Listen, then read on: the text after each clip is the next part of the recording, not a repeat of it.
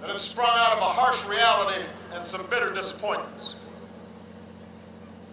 It is right for us to celebrate Dr. King's marvelous oratory, but it is worth remembering that progress did not come from words alone. Progress was hard.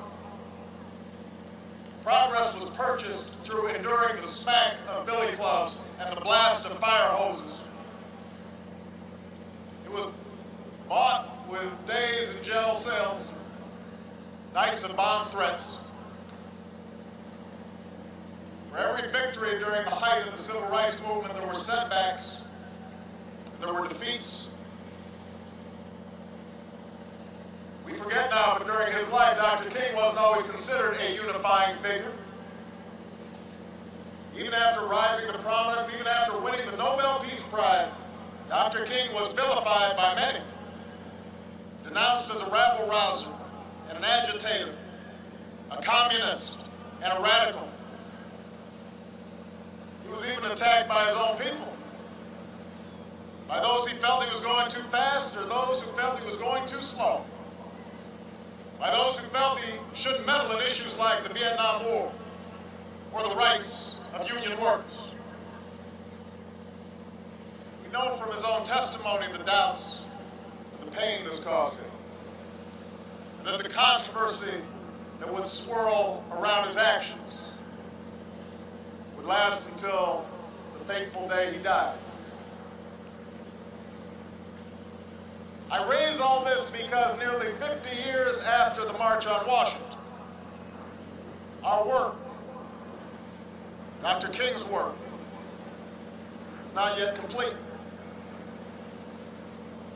We gather here at a moment of great challenge and great change. In the first decade of this new century, we have been tested by war and by tragedy, by an economic crisis and its aftermath that has left millions out of work and poverty on the rise and millions more just struggling to get by. Indeed, even before this crisis struck, we had endured a decade of rising inequality and stagnant wages. Too many troubled neighborhoods across the country. The conditions of our poorest citizens appear little changed from what existed 50 years ago. Neighborhoods with underfunded schools and broken down slums, inadequate health care, constant violence, neighborhoods in which too many young people grow up with little hope, few prospects for the future. Our work is not done. And so on this day, which we celebrate a man and a movement that did so much for this country, let us draw strength from those earlier struggles. First and foremost, let us remember that change has never been quick. Change has never been simple or without controversy. Change depends on persistence. Change requires determination. It took a full decade before the moral guidance of Brown versus Board of Education was translated into the enforcement measures of the Civil Rights Act and the Voting Rights Act, but those 10 long years did not lead Dr. King to give up. He kept on pushing, he kept on speaking, he kept on marching until change finally came.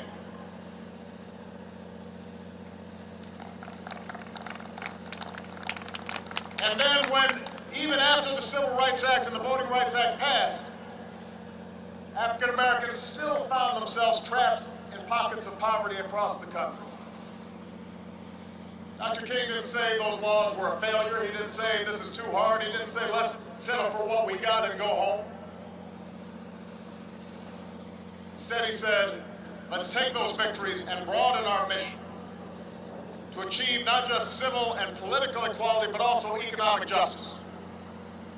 Let's fight for a living wage and better schools and jobs for all who are willing to work. In other words, when met with hardship, when confronting disappointment, Dr. King refused to accept what he called the today. He kept pushing towards the oughtness of tomorrow. And so as we think about all the work that we must do, rebuilding an economy that can compete on a global stage, fixing our schools so that every child, not just some, but every child gets a world-class education, making sure that our healthcare system is affordable and accessible to all, and that our economic system is one in which everybody gets a fair shake and everybody does their fair share. Let us not be trapped by what is. We can't be discouraged by what is. We've got to keep pushing for what ought to be. The America we ought to leave to our children, mindful that the hardships we face are nothing compared to those Dr. King and his fellow marchers faced 50 years ago, and that if we maintain our faith in ourselves and in the possibilities of this nation, there is no challenge we cannot surmount. Just as we draw strength from Dr. King's struggles,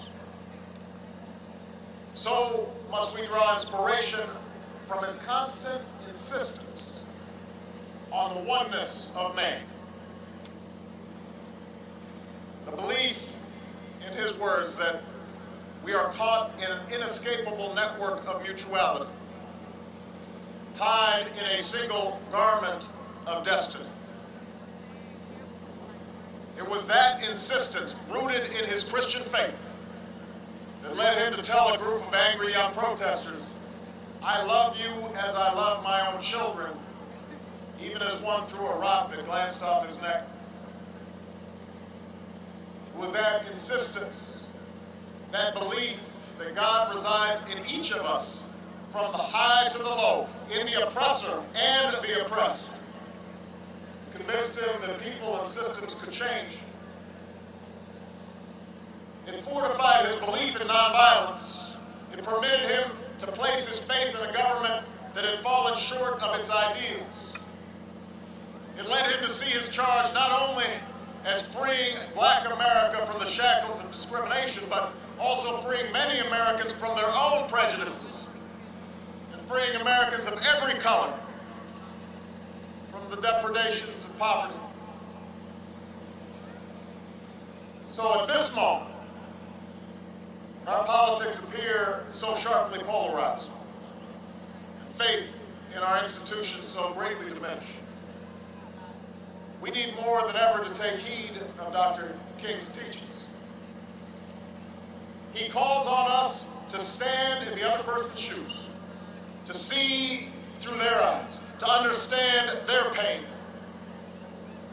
He tells us that we have a duty to fight against poverty even if we are well off, to care about the child in the decrepit school even if our own children are doing fine, to show compassion toward the immigrant family with the knowledge that most of us are only a few generations removed from similar hardships.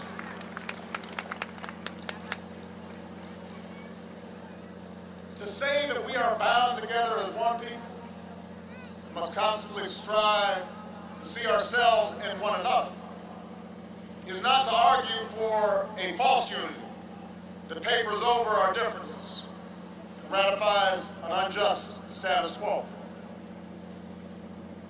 As was true 50 years ago, as has been true throughout human history, those with power and privilege will often decry any call for change as divisive.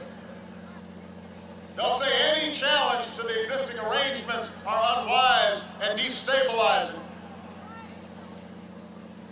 Dr. King understood that peace without justice was no peace at all.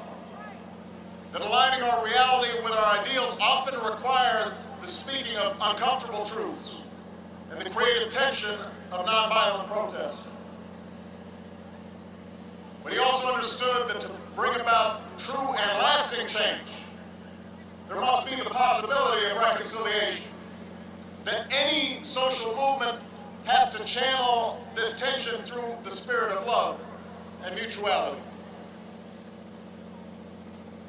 If he were alive today, I believe he would remind us that the unemployed worker can rightly challenge the excesses of Wall Street without demonizing all who work there.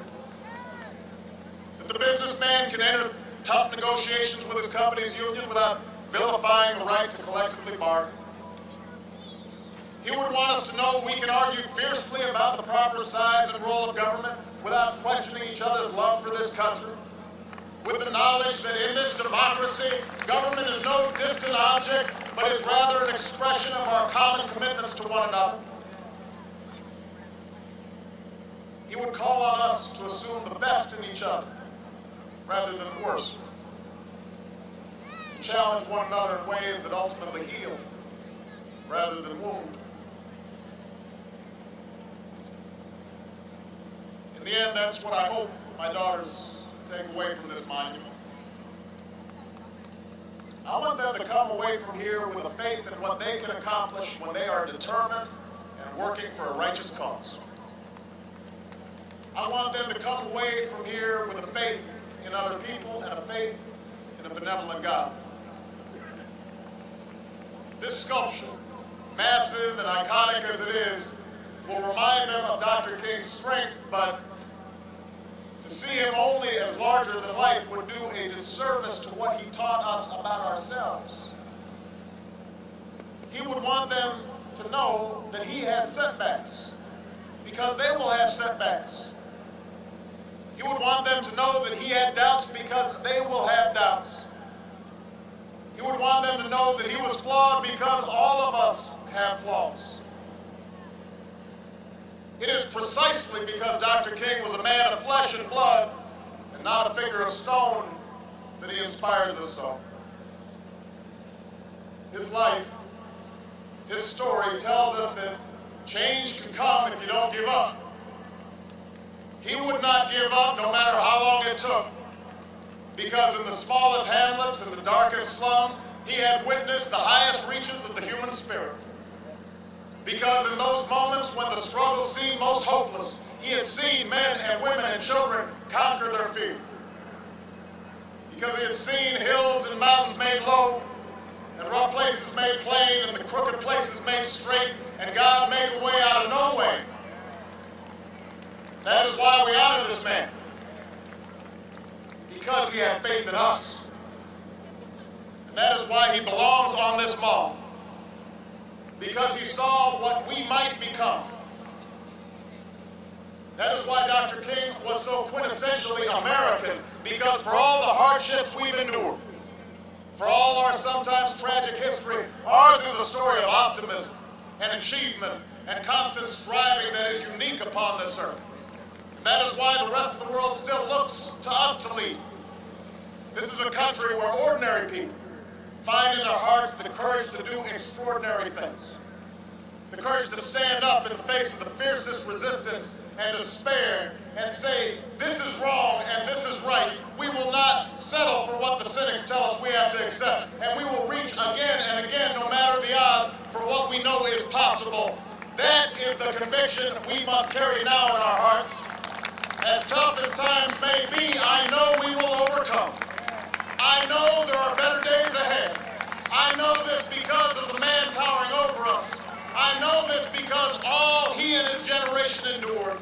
We are here today in a country that dedicated a monument to that legacy. So with our eyes on the horizon and our faith squarely placed in one another, let us keep striving. Let us keep struggling. Let us keep climbing.